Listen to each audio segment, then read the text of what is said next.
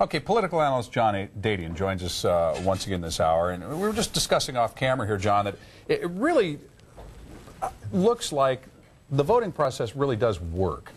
You let it play out, and in general, you can trust the American people. They generally get it right. Now, there's a few races you scratch your head and you go, I don't know what they were thinking. I wouldn't have voted that way, but hey, that's the process. You've heard me say before on this show, the famous cliche, you can fool some of the people some of the time, all the people some of the time, but you can't fool all the people all the time. And I think that's what you saw both locally and nationwide. So nationwide, let's kind of go back to that, because I know we talked to you earlier about it a bit, but this balance of power, what happens? I mean, for you and I and for those of us who are kind of watching, what happens then with President Obama and his plans moving forward?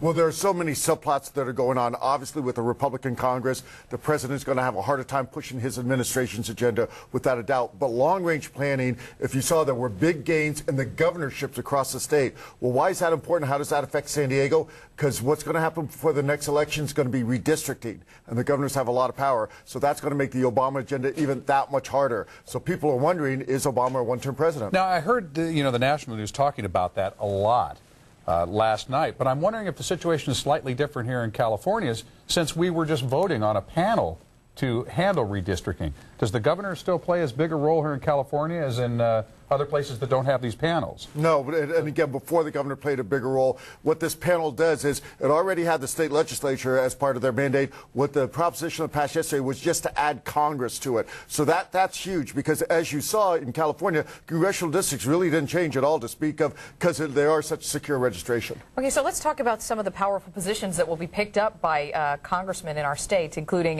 Darrell Issa, one of them.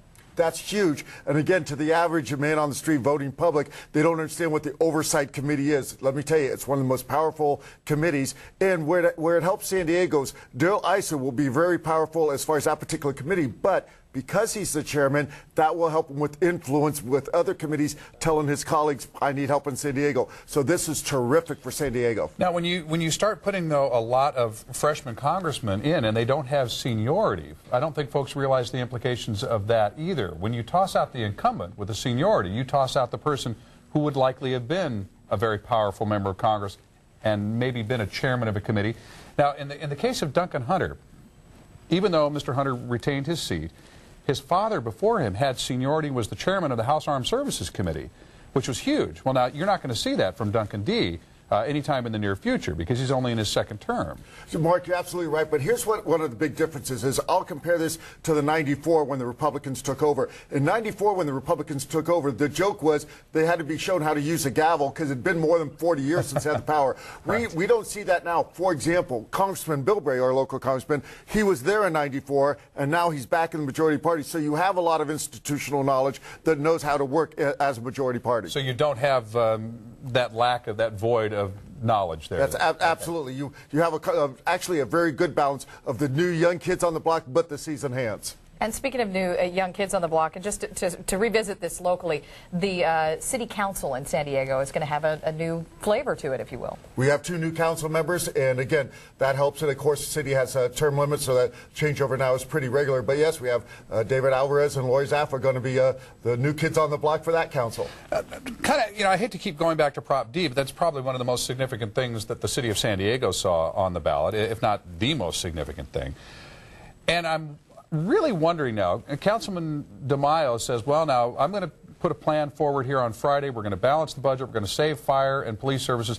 There's a tremendous disconnect between what we're hearing from the mayor, the police chief, the fire chief, and what we're hearing from Councilman DeMaio. Do they come together on this and balance the budget and not cut services, or are we in trouble here? Yes. Thank you. There's your answer. And write your local congressman. So, Councilman DeMaio, and I think Mayor Sanders would agree, I think what people should not expect is they're not going to expect a quick fix. There's not going to be one council meeting where they make huge cuts and that's it. This is going to be an ongoing process, and absolutely, and Councilman DeMaio would agree with this, it's going to be painful. The cuts are there, and that's what the mayor tried to say, but it's going to